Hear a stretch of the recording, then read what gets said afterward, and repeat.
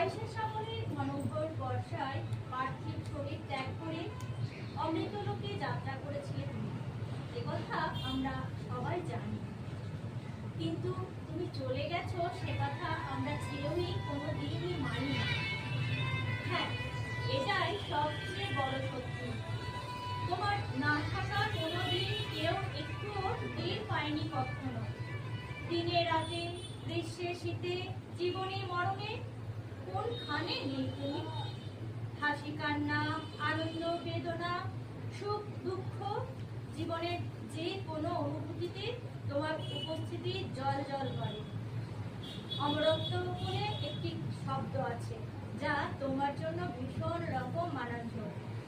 আর তুমি নেই এই ভাবনাটা আমাদের জন্য ভারী বেমানান। তুমি আছো আমাদের মতো সাধারণের প্রতিটি কাজে, প্রতিটি অনুভবে, প্রতিটি পাওয়া না পাওয়া, পাপ পুণ্যে, প্রতিটি প্রেমে পূজায়। তোমায় ছাড়া অচল আমরা, তাই তো তোমায় হৃদয়ে ধারণ করে কি চলছে আমাদের গৃহকাল।